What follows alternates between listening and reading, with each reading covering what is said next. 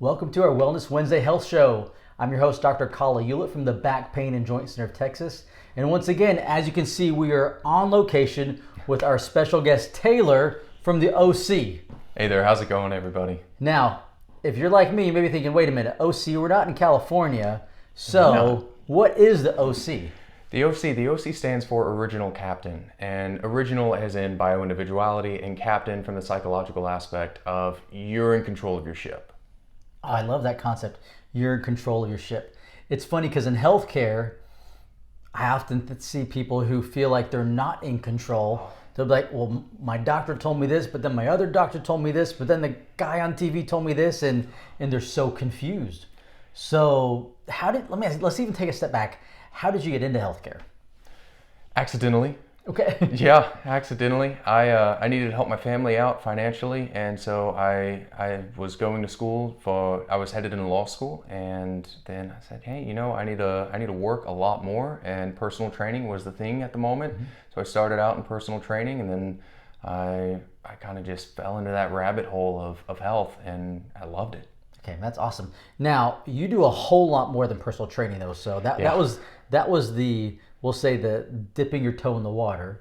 And then from there, what propelled you, because you're telling about all these mentors you've worked with and things that you've learned, what took it from, hey, I'm a personal trainer, right, to now, hey, I am so much more than a personal trainer, which we'll talk about in a few minutes. The very first medical client that I had I knew nothing about it. She had cerebral palsies, and she couldn't find anybody within her insurance coverage zone to work with her. And I didn't know what I was doing, but she was willing to put some faith in me and let me do some research. And 3 months later, she was able to walk without her walker for the first time in 12 years. And that was extremely powerful to me in the sense of she cried, I cried, she picked up her grandson for the first time in both their lives, and that was huge. I never thought I could feel that way. And then I started thinking, all right, well, there's more to this. And if I can do this, and I'm not a doctor, let's even go back, because I know we were actually talking last week a little bit, and what made you want to take the case? Because you even told me, hey, I was going to the library, I was checking out books. You're like, I found out there's a max number of books you could check out from the library. So you're putting a lot of time and energy outside of your sessions with that patient. Oh, yeah. What was it that drove you to even want to go to the library, to put that time and energy, effort into learning how to help her? What drove you to do that? She was sad. She was stressed. She felt like, I don't know how to navigate through anything, and I don't know how to live my life right now. Okay. She had no answers, and since I was a little kid, all I wanted to do was help people. And I grew up with my grandparents. My grandparents can attest to that, because I would sneak out and go help people. And I just needed to be there for her. Is that what the attorney path, was it about helping people, or was that just something else? It was about helping people. Okay. So personal divulgence. Yeah. My mom was, I'm doing a human trafficking gala on the 30th. Okay. My mom was trafficked when I was conceived. Okay. And so I was born into that trafficking world. So I thought that when I was a kid, if I went into law school, I could try to help the system and help other people and help prevent stuff like this from happening. Okay. Never did I think that would translate into the health field, but it did. So that same desire, though, that desire to want to help people, right? It's just a different avenue. One was helping them through the law. Yeah. And then as you got into the healthcare, you realized, hey, this is an avenue which there's a need to help people as well. And obviously it resonated with you, because here we are years later, and you're teaching people to be the captain of their health. Yeah. Yeah.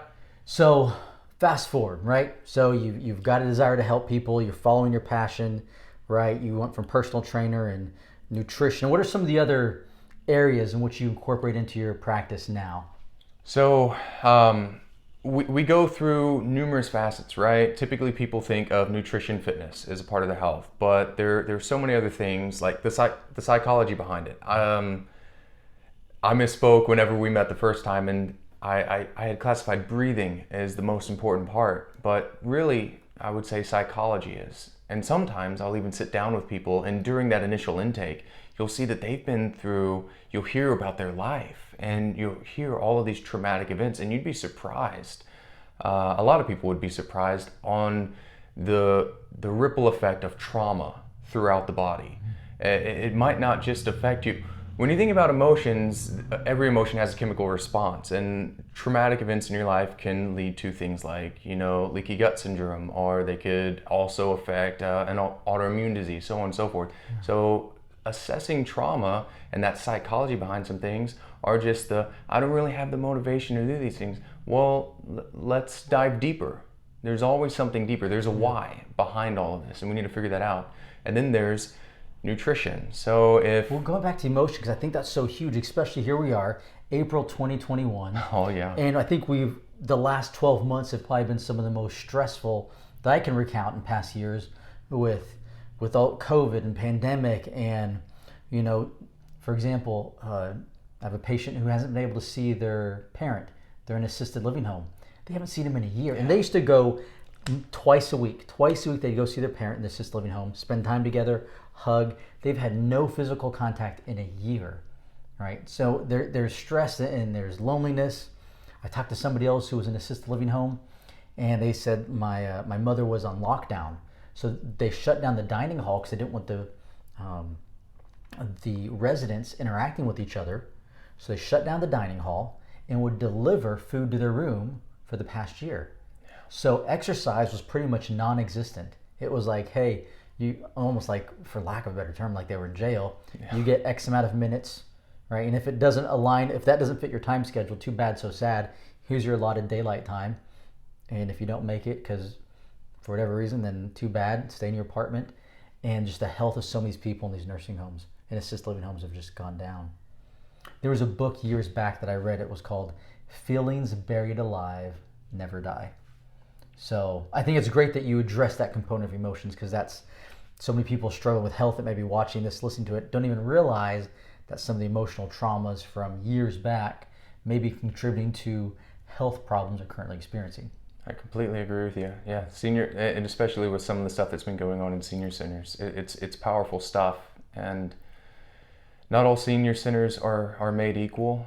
And so when you hear about what some other people have been able to do, it doesn't necessarily apply. And it is, and now that hopefully, fingers crossed, I know we have a lot of stuff that's lifted.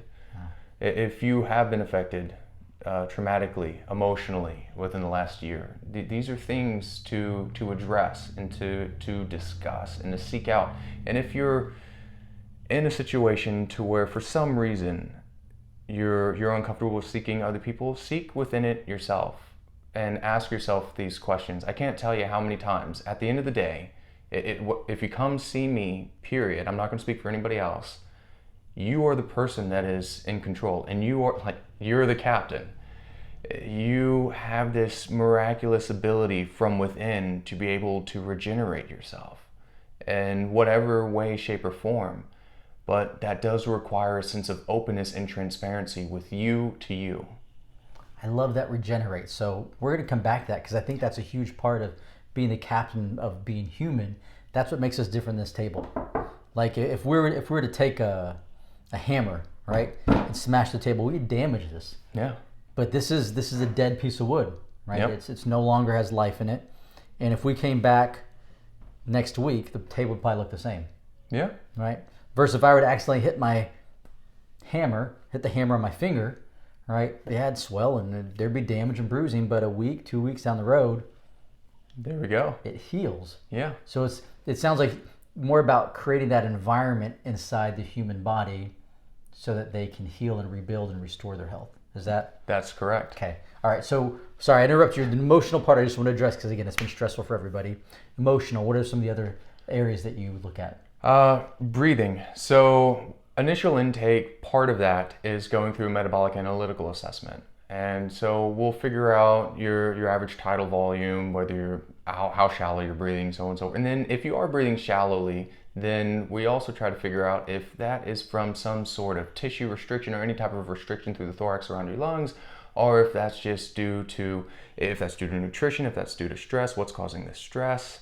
And then we start following the chain, because there's always a cause. And whenever we see, okay, you're breathing shallow, and that has a huge effect on the body, by the way, then we need to figure out the cause. So root cause analysis is a huge part of breathing. And you breathe like 16 to 18,000 times a day, something like that on average. That is something you do a lot of times, and it's a habit that's been with you for a very, very long time. And there's a lot of, there are numerous aspects to that. Nose versus mouth breathing, parasympathetic, sympathetic nervous systems. But that's a deep dive for another day.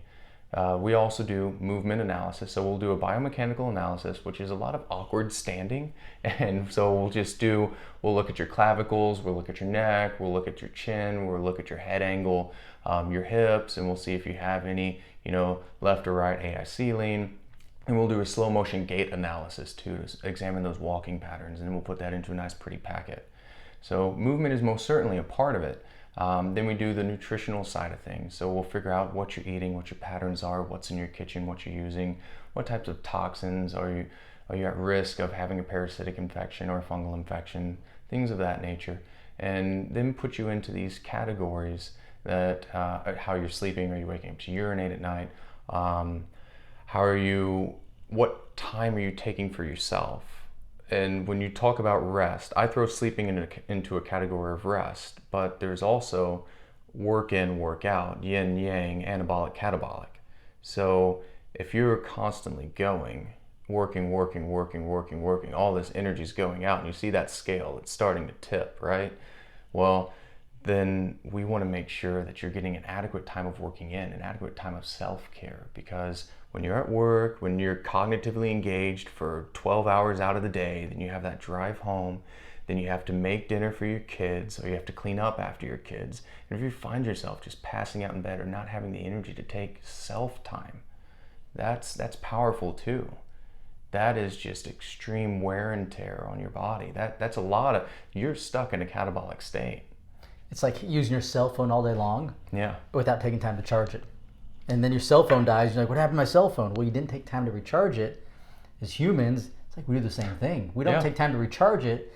And, yes, ultimately we're going to die prematurely, but we may not be the first step. We may just experience fatigue, loss of energy, loss of motive. Like, we all have a series of health problems because our body's fighting to keep us alive. Yep. Right? And it's patching up these things. But just think of that. Yeah, that self-care is huge. And we look at healthcare versus self-care versus what I call sick care.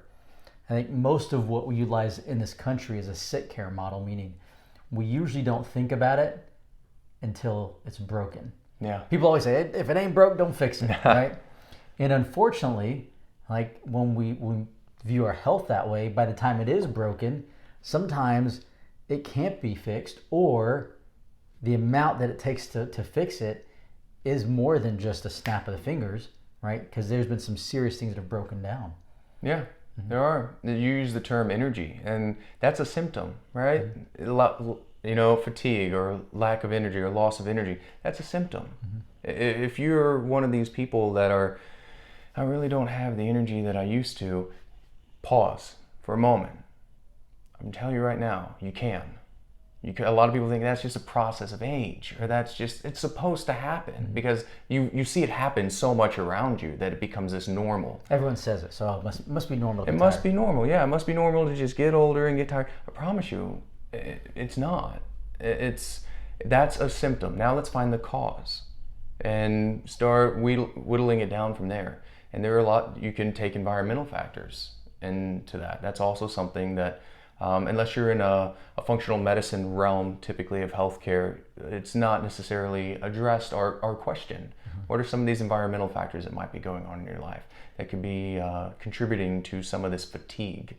So you talk a lot about the cause, which is so important, right? And that's something that we've been passionate about in our practice is, hey, if a lot of people come to us for muscle and joint problems, right? It's like, hey, we're not just going to do something to cover up the pain. Yeah. We're going to find out why is the pain there with your back, with your joint, with your neuropathy, and then we're going to work on repairing and fixing that. So it sounds like that's something you do is you look at the whole person for various things they come to you with, really working on that cause. And then, so once you've gone through an assessment, it sounds like you do a pretty in-depth assessment, getting painting a clear picture of the person you're working with. Then from there, you began to go to work and tackle things one at a time with them? One at a time from that risk category, wherever you score highest. And then I typically try, and a lot of people need to be referred out because I'm not a doctor, and there are a lot of things that you should go see an endocrinologist. You should go see a chiropractor. A lot of people should go see a chiropractor, and you should head to a functional medicine doctor. You should go get certain lab markers done. So these are some things that I try to help people navigate through. Who do you need to go see? I like I said the captain, because what's happened, some people go to one doctor and they like that doctor, and the doctor's great, but we put so much pressure on that doctor and we expect them to be a specialist in everything. Yep. Right? And that's unfair, because they don't know everything about everything, right? They have their specialty field. Nobody does. And they know a little bit about all these other things. So really, to be a true captain for healthcare, it's like, okay, I need someone to help my dental health. I need someone to help with my eye health. Yeah. Right? I have someone else to help with my maybe nutrition, if that's their passion, or fitness or stress. So some of those may overlap, but it's really, as you're the captain, building your team. It sounds like that's what you're helping your clients do. Yeah. Building a team so that you can have the proper support for not only help you now, but really for years to come. For your life, because that's what it's going to take. It's a lifestyle. Everybody says it, but I think it's taken for granted. It's a lifestyle. Take the style out. Yeah. It's a life. It's just life. Yeah. And that's it. It's just life. What's so funny, we do that in school. We have 4 kids at home, right? And if kids are in school, okay, this teacher's your math teacher. Really good at math. Yeah. This is your writing teacher. This is your history teacher. This is your PE teacher, Yep. right?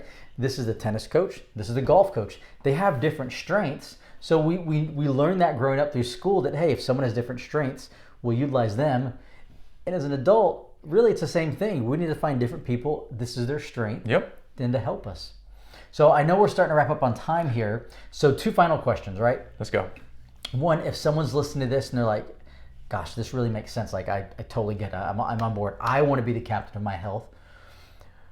What is one thing that they can do, like just on their own, your number one health tip for someone listening to that they can implement today? Journal. Okay. Journal. Journal as far as? See what you're doing throughout your day. Because one of the biggest complaints that I get is time. And journal what you're doing throughout the day. Okay. Because then you'll realize, okay, I might have, and then think about that and examine it, and then take that journal and categorize it into 2 categories. Okay. You and others. Okay. And I'm sorry to tell you this, and I don't mean this in any type of offensive way whatsoever. If you were sitting there for 5 hours babysitting your newborn until your husband came home or until your wife came home, that is not time with you. That is time with others. Okay. So that way they know what category to put it under. Yeah. Okay. Categorize it and then start trying to even that out. Okay. All right. That's a really good tip. So now, second question, if someone's watching or listening to this and they're like, hey, I totally resonate, this makes sense, I want help. Like, I want to start being the captain of my health. How do they connect with you? You can connect with us. Go to our website, www.theocwellness.com. That's TheOcwellness.com. Or you can reach out to me. You can text or call 936-253-9322. You can connect with us on social media on either Instagram or Facebook, The OC Wellness. And those would be the best. Or email at info@theocwellness.com. Cool. And we'll put links on the bottom of this so you can just click and get redirected there. Taylor, it's been an absolute pleasure. Thank you for taking the time and helping to share your passion for our community. As always, wish you guys the best in health. As a reminder, tomorrow we're going to have our live recipe of the week. There may still be a few spots left. If so, make sure you give the clinic a call direct at 936-494-1222. Again, we're going to be doing a live anti-inflammatory recipe of the week. We're going to show you how to actually make it. It'll be live in the teaching kitchen that is in our new Transmed building that we're in just below our clinic. So anyways, wish you guys the best in health and wellness, and thank you again, Taylor. Thanks for see you all having next me. week.